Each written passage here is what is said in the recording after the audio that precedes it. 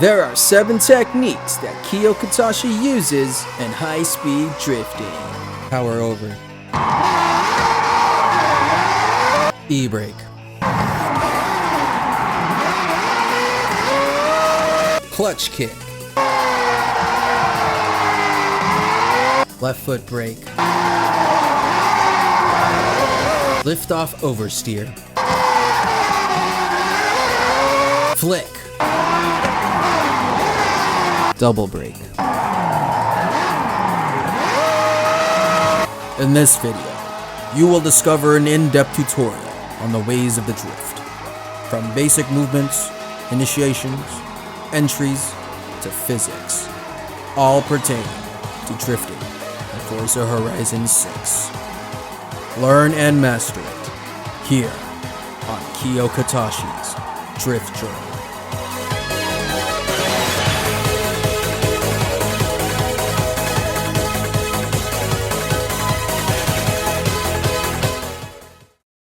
Hi, I'm Keo Katashi, self-taught enthusiast of vehicular sideways movement, also known as drifting. The reason why I'm making this video is because I understand full well on how hard it can be to try and learn how to drift in games like Forza or even Assetto Corsa. I've decided to take everything I've learned and developed and put it all down in simple basics for you to learn yourself. First and foremost, everything that I'll be teaching you here will be for drifting on the controller. And the cool thing about this curriculum, you will also be able to transfer the techniques taught in this video to a pedal and wheel setup. Make sure your camera is set to drift, and we will begin. The track that we'll be using today is going to be the 11th turn at Shimanoyama Drift Circuit, also known as Nico Circuit IRL. There are 2 styles of drifting, slow drifting and fast drifting. In slow drifting, you're driving standard powered cars with enough tuning to go sideways. This style is favored among grassroots drifters as it makes drifting a little more stress-free, with an emphasis on group tandems and smooth transitions. In fast drifting, this is where you get your Formula Drift or D1 Grand Prix spec cars. 1000 horsepower cars tuned for high power and high RPM drifting. This style requires complete focus and accuracy. I won't go too crazy in depth on tuning because everybody has different ways and styles of drifting. And not only that, but every car is different, so the type of tune may vary. My style is to go sideways as fast as I possibly can. So I'll go over a baseline tune that you can use to hit the ground running. The car that I'll be using today is going to be the Toyota Corolla Sprinter Terreno, also known as the AE86. The engine is a 2.6 liter 4-rotor with drift springs and damps, weight reduction, drift transmission, and a drift differential. The tune that I'm using isn't really too crazy, but keep in mind that this is going to be the tune that I'll be using for this particular curriculum. You can use this tune as a foundation for your setup. You can add and subtract any number you see fit with whatever platform that you'll be using. Now, I may disappoint some of you guys, but the best way to drift is to do it with a rear-wheel drive car using manual transmission.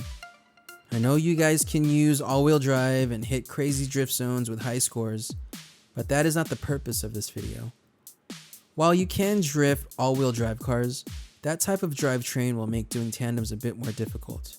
Your angles and entries won't be as natural either. Same thing with manual transmission. Being able to shift up and down your gears, as well as controlling your RPMs, is imperative to controlling the drift. Hitting a corner at high speeds and trying to initiate a drift in an automatic car will stop you dead in your tracks. That's why driving manual transmission in a rear-wheel drive car is a prerequisite for the techniques you will learn in this video. But don't worry, we'll do a quick rundown on all that before we begin. Before we get into drifting, let's go over manual transmission driving. If you already drive manual and are familiar with the mechanics, feel free to skip over this part. Much like IRL, when shifting up or down a gear, you must step down on the clutch first before shifting. The same thing applies on controller. You must hold down the clutch before shifting up or down. The only difference is that you don't really have to worry about feathering the clutch when shifting into first gear like you would IRL.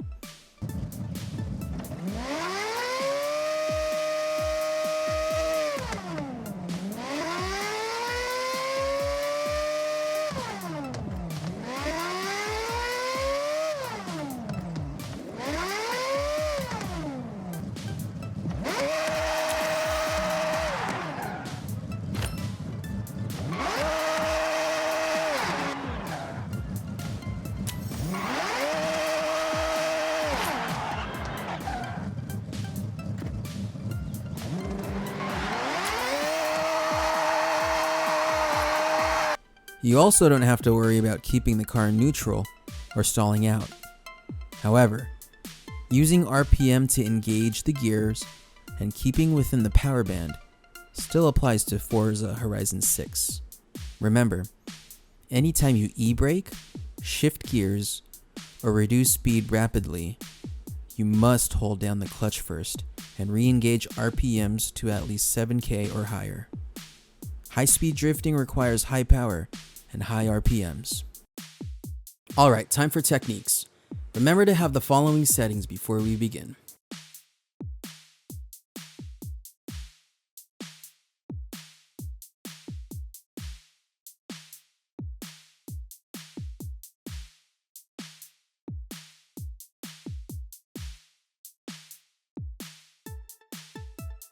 Power over will be the first technique in establishing the drift.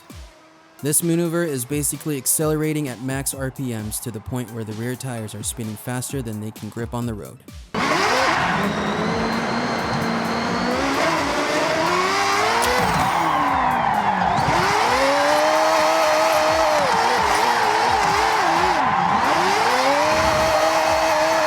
Think of it as a controlled burnout. At 3rd to 4th gear, your rears will be spinning enough to grip the track for stable car handling, but at a rate so fast that the rear end will start to go sideways. That's your drift. The more smoke you see, the better.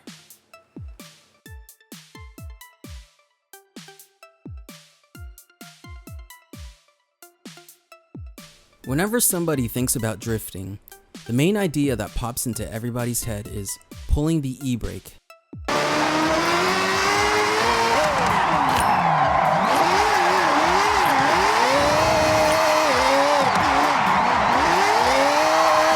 E-brake drifting is used to prepare you for either an initiation, entry, or correction in drifting. When entering a corner at a high speed, you're going to want to set your car up at a good angle before you enter the apex. That's where the e-brake comes into play.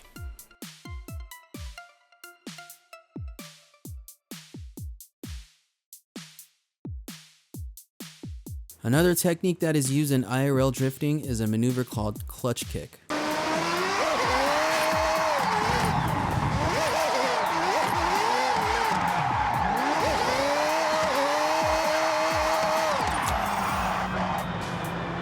This is where you step on the clutch while accelerating to abruptly stop movement from the engine to the transmission, effectively throwing the rear end into an angle.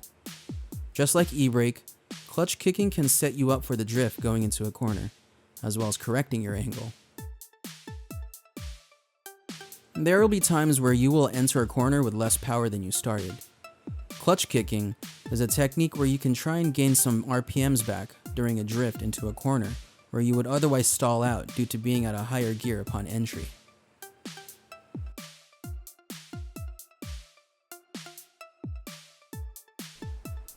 This next technique focuses on using the brake pedal.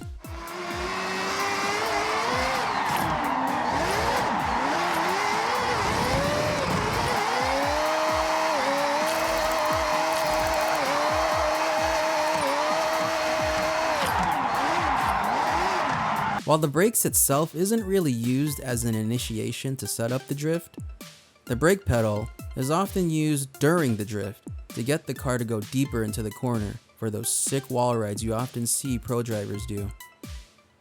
You achieve this by stepping on the brake during the drift to get a wider angle, hence the name left foot brake.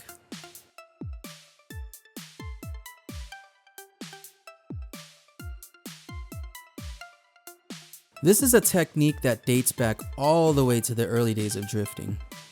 It is often used in rally as well.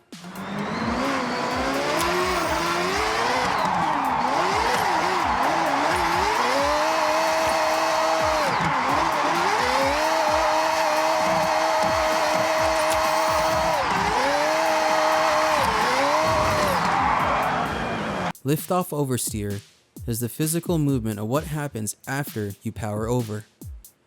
When you put max RPMs to the rear tires and lift off the gas pedal, the car begins to oversteer into whatever direction you are pointing at. And now you are drifting. Not only is this technique a good setup for the drift, but you will be utilizing lift off oversteer to link your corners. If you can master this technique, you will be able to effectively drift entire racetracks and Touge courses.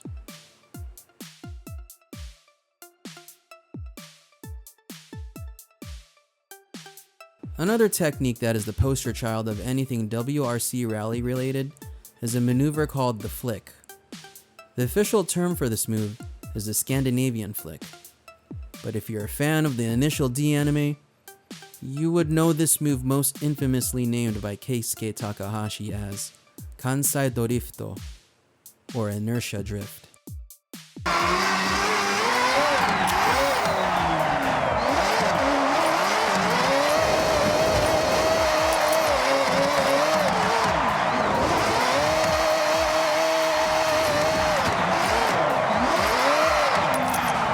The flick is not only a great setup drift for entry into a corner, but it is the most attractive looking technique you can possibly pull off in a tandem. This is the cherry on top. The reason why people love drifting, and why so many people love to blast Eurobeat when they see it.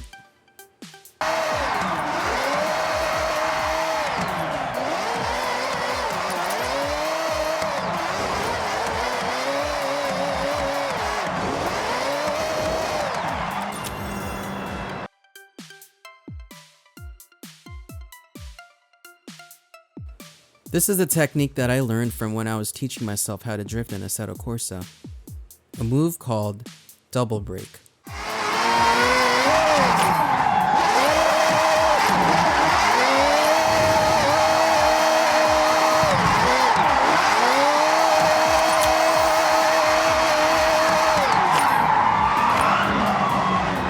When entering a corner at a high rate of speed, just as you're about to enter the apex, you would throw your car into a drift by hitting the e-brake and brake pedal at the same time. Depending on how sharp the corner is, you would also downshift to a lower gear in order to make up for lost RPM on entry. Right when you are at the top of the apex, you would max out on your RPMs and dump the clutch.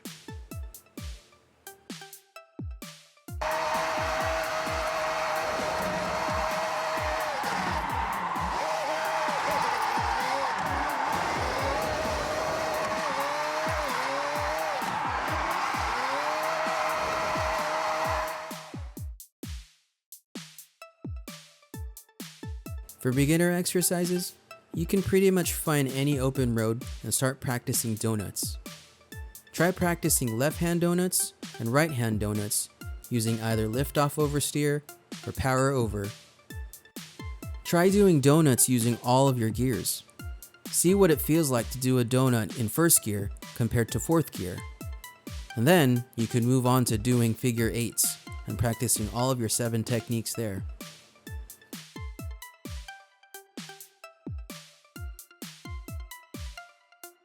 For intermediate exercises, try drifting the track itself. You can do it part by part, whether it's turn 11 or the sharp hairpin turn. Try figuring out which technique you need to use for each part of the track. And then, try drifting the entire track without stopping, linking all of your corners together.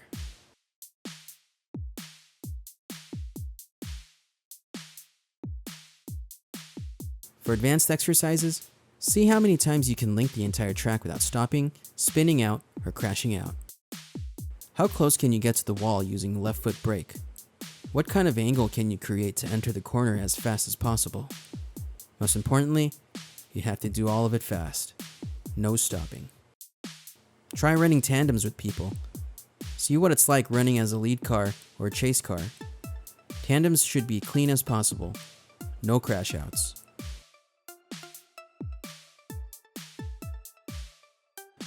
Running the Touge is the final test of your skills. I'm not talking about drift zones and Mount Haruna. I'm talking about running the entire downhill or uphill Touge in open traffic, just like how the legends used to do it in Japan during the 90s. Running Mount Haruna Touge will not only test your ability to do all 7 skills, but you will test your improvisation skills as well. Just like the track, you must complete the entire run without stopping, crashing out, or spinning out, as best as you can. Simple taps on a rail, wall, or even oncoming cars are okay. Above all, it's gotta be clean and fast.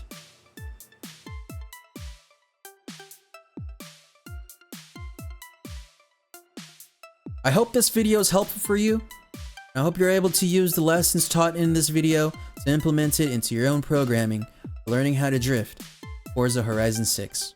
Drifting is very fun, and I feel like it should be accessible to everybody that's interested. Thank you for watching. Hope you enjoyed this video. See you guys next time. Time for me. Get off this mountain. It is cold. I am freezing to death. Goodbye.